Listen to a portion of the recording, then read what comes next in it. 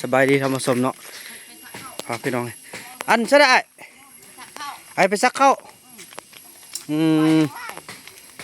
พอดีถือว่ามื้อนี้ก็ถือว่าเป็นคลิปที่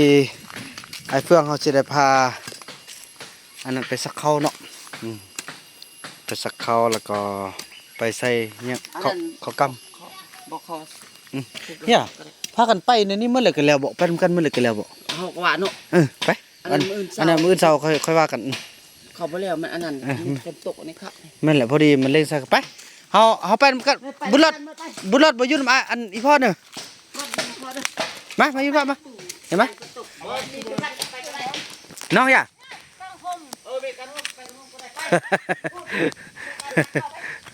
เสร็จแล้วบ่อยากเข้าไป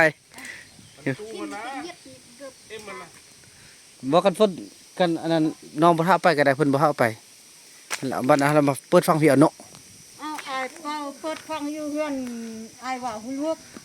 บ่ตัวเองเพิ่นแห้งหุ่นน้องเพิ่นคือเก่าอันนกถ่ายคลิปเด้บ่ได้ถ่ายคลิปโอโนเฮาบ่มีเงินซื้อเขาเฮามาอยู่นี่ห้องเฮาบ้าไปก็ได้ตูแล้วก็บุญรอดเฮาอยู่นำอันไอ้น้ำเนาะเฮาหลายคนเฮ้ยกันให้มันนี่เอาไปสำคัญหลายๆคนเลยเนาะแล้วไอ้กับบุญรอดสิออกไปอันนั้นพอจะไปเอาเงินมาเขาเจ้าได้มัน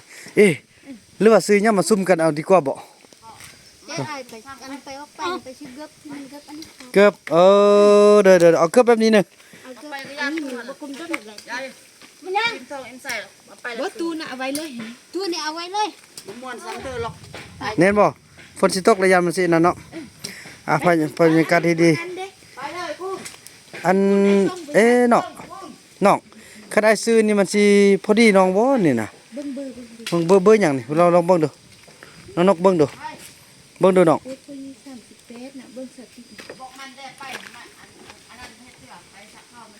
อันนี้นี่บ่คุมต้นเอื้อยเอาแบบใดปิกอันนั้นคือบ่เกือบอันนั้น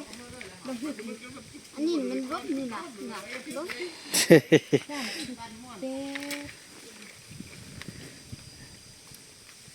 ไม่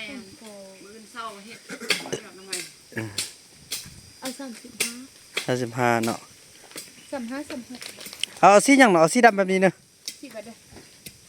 บัดเอ้ยนุ๊กเอาสีดำเอาขึ้นงานเข้าไปซะผู้สาวผู้สาว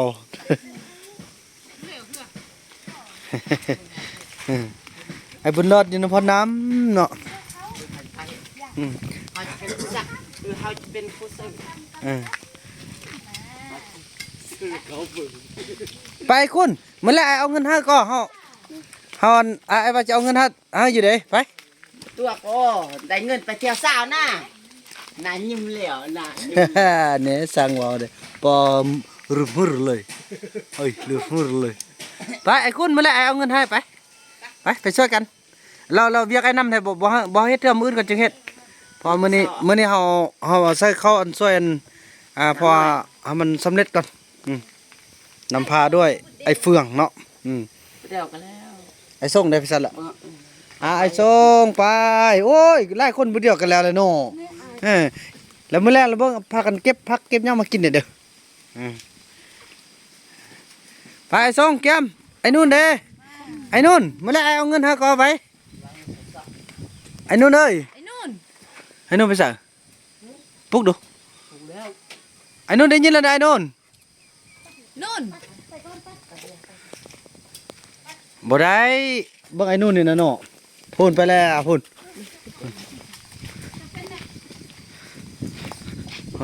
แม่ทอมมี่บ่ไปติ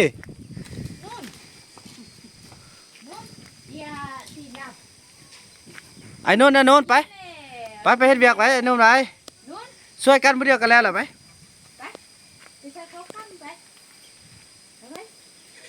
ไปสิเนี่ยบ่นึงไอ้วีเพิ่นเห็นไอ้วีเพิ่นอันว่าให้แล้วเพิ่นซื้อโทรศัพท์ให้น่ะไปเพิ่นอยากเฮ็ดเวียกก่อไปไอ้คุณกับแก้มสิไปเนี่ยมื้อแรกไอ้นำเอาเงินให้เนาะโอ้ยสำกับอันจอบอันเด็กน้อยขึ้นผู้นี่พี่น้องเอ้ยเนาะไปลูกแล้ว ซ้ำกับจับเด็กน้อยขึ้นผู้เด้อโอ้พี่น้องเอ้ยเนาะนี่อ่า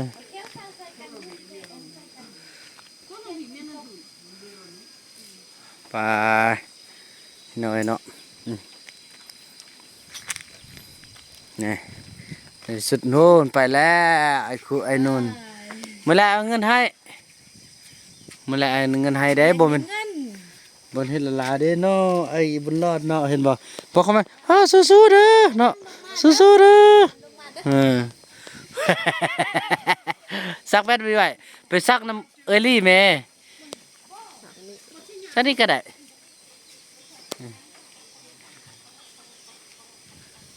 เฟืองบินเฟืองซักไว้เน่ะโอ้ยเฟืองนี่ลิ้นของน้องเน่ะอืมซักไว้เสียบไว้เทิงแหละอาจสิเบิ่งดอกอาจสิพี่เบิ่ง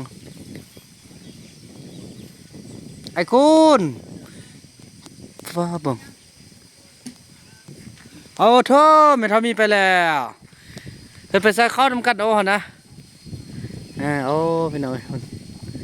เบานำจะพาบุญรอดออกไปทอดเงินให้เขาเจ้านะเพอมีแม่ฟักเงินมาเนาะแม่ฟักเงินมาให้ทางไอ้เฟื่องบุญทรงเบานู่นเนาะจะได้หมดทุกคนล่ะไปเมื่อไรเอาเงินให้เคยบอกไปมันเข้าตีคือว่าเฮียโม่ก็ดอกโม่หยุดไปหมดหรอไปช่วยกันมาเดียวกันแล้วล่ะไปไอ้คุณช่วยกันไป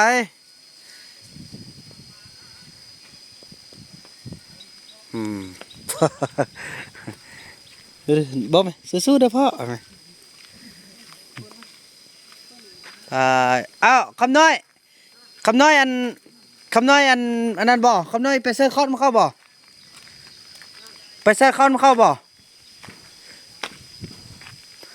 เมทัลแพทย์มาแล้วอันเพชรเวียกเมื่อยมาพี่น้องเอ้ยมามันเหี่ยวเสือส่งเลยเมทัลแพทย์สุดโหดขนาดเลย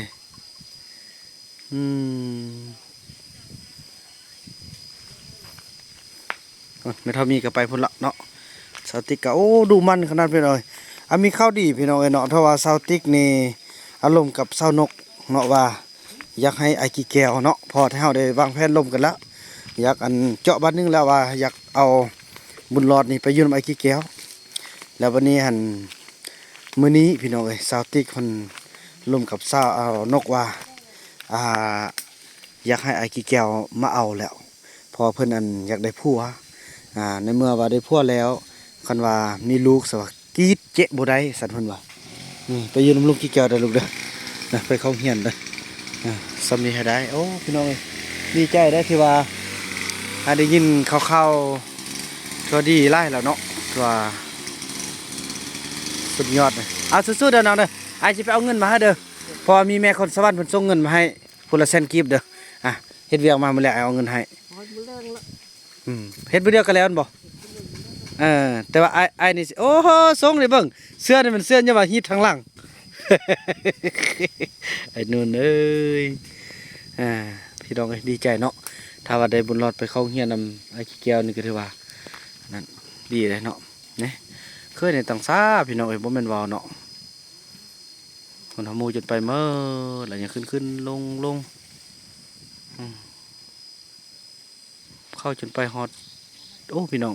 ป้าเราเฮ็ดผู้เดียวเราบ่ได้ดอกบ่มีผู้นำพาบ่มีผู้บรรษานี่บ่ได้พี่น้องเอ้ยนี่ลองเบิ่งเด้อ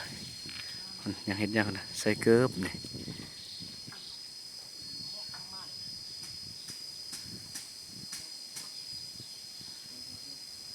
คำน้อย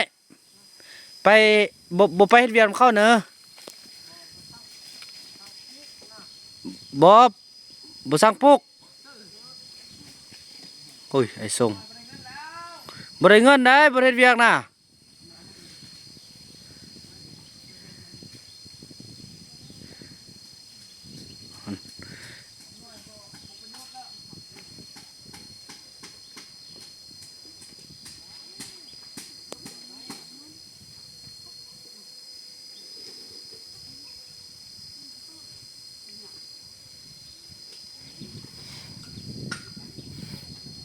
ไอ้บุญหลอดลิ้นตู่บาบุนำขนาดไปดู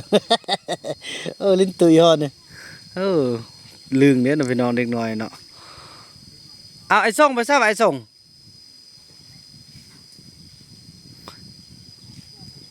บอกให้ไอ้ส่งหันแบกไอ้ส่งแข็งแห้งไอ้ส่งเอ้ย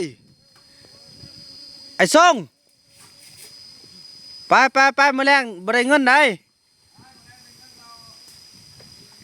คำน้อยเนี่ยบอกให้พี่น้องให้เราไปซื้อเหล้าซื้อเบียร์กินเอาซื้อเหล้ากินเนาะเมามากับมนุษย์ยุ่งยะก็ดูต้นอยู่ที่พี่น้องเลยแต่ว่าคำน้อยเนี่ยบ่ตั้งบ่เฮ็ดพอมันจะเอาเงินให้แล้วเสียดายมันสิกินเหล้าเมา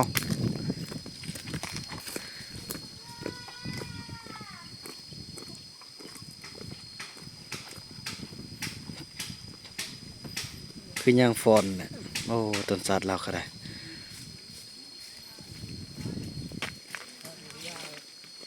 ไว้ดิโอ้บุ๋มผู้สาวจะไปฮอตให้แล้วเด้งห้าก็ไปไอ้เชี่ยโอ้ตายเรื่องบุญกับพ่อต้องเรื่องแท้ๆพี่น้องเลยน่ะ